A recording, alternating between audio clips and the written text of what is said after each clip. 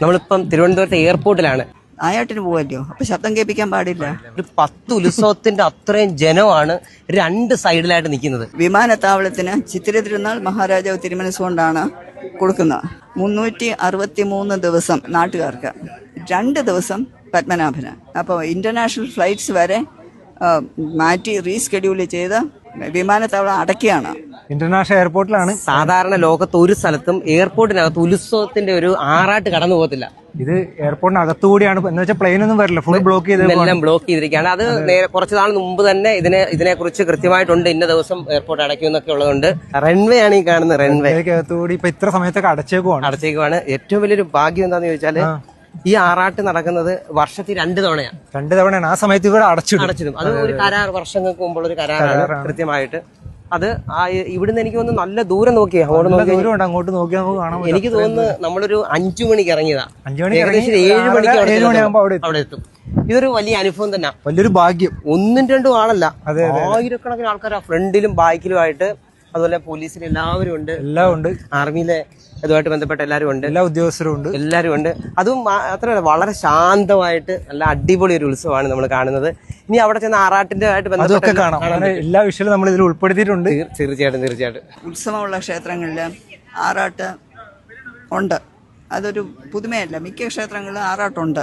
അപ്പോൾ ഇവിടെ പത്മനാഭസ്വാമി ക്ഷേത്രത്തിന്റെ കാര്യം പറയുകയാണെങ്കിൽ, പത്മനാഭൻ തിരുവനന്തപുരത്തിന്റെ ദേവൻ മാത്രമല്ല, തിരുവിതാംകൂറിന്റെ നാട്ടുദേവനാണ്, തിരുവിതാംകൂറിന്റെ രാജാധിരാജനാണ്. അപ്പോൾ കുറച്ച് രാജസ്വം വളരെ പല റിച്വൽസിലും വരുന്നുണ്ട്. ഒരു വർഷത്തിൽ 2 ആറാട്ട്, അൽപ്പശി ആറാട്ടും പൈങ്കുനി. ഇത് പൈങ്കുനിയാണ്, പൈങ്കുനി ആറാട്ടാണ്. 10 ദിവസമാണ്. അപ്പം 9ാം ദിവസം പള്ളിവേട്ടയാണ്. അത് പല ക്ഷേത്രങ്ങളിലും പള്ളിവേട്ടയുണ്ട്. ഇവിടുത്തെ സങ്കല്പം പറയുകയാണെങ്കിൽ, ഭഗവാൻ നായാട്ടിന് എഴുന്നള്ളുമ്പോൾ ഭഗവാന്റെ ദാസനായിരിക്കുന്ന വല്യമ്പരാൻ ഭഗവാന്റെ പ്രതിനിധിയായിട്ട് ഒരു അമ്പ് ഒരു തേങ്ങയില എയ്യും. അത് സിംബോളിക്കാണ്.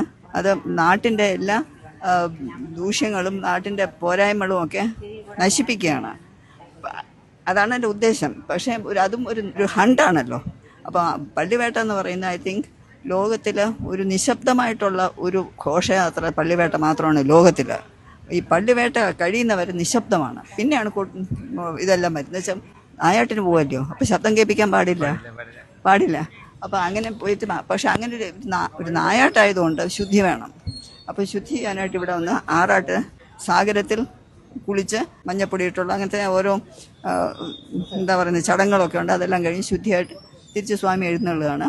ഗരുഡവാഹനത്തിലാണ്. നടുക്കുള്ളതാണ് പത്മനാഭസ്വാമിയുടെ സ്വർണ്ണ ഗരുഡവാഹനം. സ്വാമിയുടെ വലത്തുവശത്ത് നരസിംഹസ്വാമി വെള്ളി ഗരുഡവാഹനം, ഇടത്ത് വശത്ത് വെള്ളി ഗരുഡനിലെ കൃഷ്ണസ്വാമി. അതാണ് 3 മെയിൻ അവിടെ. അങ്ങനെ എഴുന്നള്ളിച്ച് ഇവിടെ കൊണ്ട് ഭഗവാന് ഗരുഡവാഹനമാണ് പ്രിയതമം, ഏറ്റവും ഇഷ്ടം ഗരുഡനാണ്. അപ്പം അങ്ങനെ ഗരുഡവാഹനത്തിൽ എഴുന്നള്ളിച്ചു കൊണ്ടിരുന്ന് ഇത് എടുക്കുന്ന മുഴുവനും അക്കരെ ഇക്കരെ ദേശി പോറ്റിമാരാണ്, വേറെ ആരും എടുക്കാൻ പാടില്ല. ചന്ദ്രഗിരി ഒരു പുഴയുണ്ടല്ലോ, ആ പുഴയിൽ ഇപ്പുറത്തുള്ള നീലേശ്വരം ഒക്കെയുള്ള അപ്പുറത്ത് ഉടുപ്പി പോറ്റിമാർ, അവർ മാത്രമേ എടുക്കൂ. ഇക്കരെ അക്കരെ ദേശിക്കാർ. എത്രയോ നൂറ്റാണ്ടുകളുടെ ഒരു പാരമ്പര്യമാണ്. ഒരുപാട് പാരമ്പര്യമാണ്. തന്ത്രിമാരും പാരമ്പര്യമാണ്. തരണനല്ലൂർ തമ്പൂരിപ്പാണന്മാർ. അപ്പോൾ അങ്ങനെ ആറാട്ട് എഴുന്നള്ളിച്ച് കഴിഞ്ഞ് തിരിച്ച് എഴുന്നള്ളിക്കുക. ഇതിലുള്ളൊരു പ്രത്യേകത എന്താണെന്ന് വെച്ചാൽ, ഇപ്പോഴത്തെ കാലത്ത് ഇവിടുത്തെ ഈ ഭൂമി വിമാനത്താവളത്തിന് ചിത്തിര തിരുനാൾ മഹാരാജാവ് തിരുമനസ്സുകൊണ്ടാണ് കൊടുക്കുന്നത്. അപ്പോൾ അന്ന് കൊടുക്കുമ്പോൾ തിരുമനസ് കൽപ്പിച്ചു 363 ദിവസം, ഒരു വർഷം ഇത് നാട്ടുകാർക്ക്, 2 ദിവസം പത്മനാഭന്. അത് 2 ആറാട്ടാണ്. അപ്പോൾ ഇൻ്റർനാഷണൽ ഫ്ലൈറ്റ്സ് വരെ മാറ്റി റീസ്കെഡ്യൂൾ ചെയ്ത് വിമാനത്താവളം അടയ്ക്കുകയാണ്. ഇതിനു വേണ്ടി അടയ്ക്കുകയാണ്. തിരിച്ചെഴുന്നുള്ള വരെ അടച്ചിരിക്കും. അതൊരു വലിയൊരു സംഭവമാണ്. എനിക്ക് തോന്നുന്നില്ല ഒരു സ്ഥലത്തും അതൊരു ലോകത്തെങ്ങും ഇല്ല. അങ്ങനെ ഭഗവാന്റെ അനുഗ്രഹം കൊണ്ട് അതങ്ങനെ പോകുന്നു. സ്വാമിയുടെ അനുഗ്രഹം കൊണ്ട് ഞങ്ങളും ജീവിക്കുന്നു. അവസാനത്തെ ദിവസമാണ് ആറാട്ട്.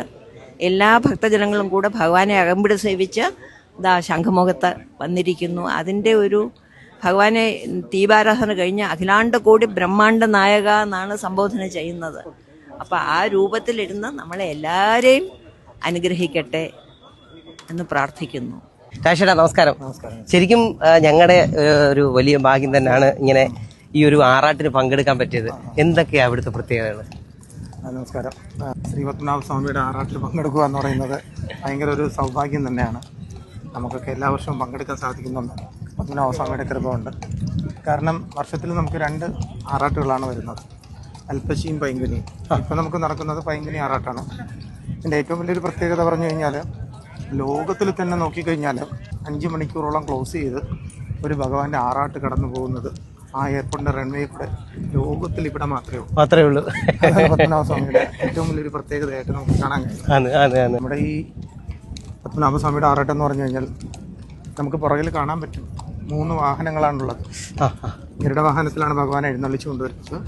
അതിൽ നടുക്കുള്ള വാഹനം പത്മനാഭസ്വാമിയും, വാഹനത്തിൻ്റെ വലതുവശത്ത് നമ്മുടെ നരസിംഹമൂർത്തിയും, ഇടതുവശത്ത് തിരുവമ്പാടി കൃഷ്ണനും.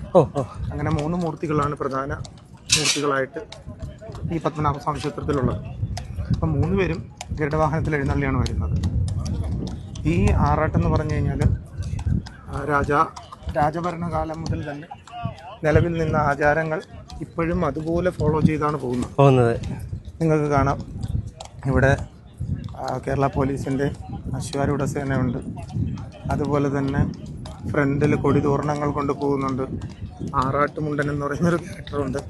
ഇങ്ങനെ പണ്ട് കാലം മുതൽ രാജഭരണകാലത്ത് എങ്ങനെയായിരുന്നു അതേ ഇത് മാക്സിമം ഫോളോ ചെയ്താണ് പോകുന്നത്. അതിൻ്റെ വേറൊരു പ്രത്യേകത പറഞ്ഞാൽ, നമ്മൾ അമ്പലത്തിൽ നിന്നും ആറാട്ടിറങ്ങി പടിഞ്ഞാറേക്കോട്ട വരുമ്പോൾ 21 ഗൺ ഷോട്ട് എന്ന് പറയുന്ന ഒരു അതിപ്പം ഗൺ ഷോട്ട് അല്ല, ഇപ്പം ആചാര വെടി പൊട്ടിക്കും.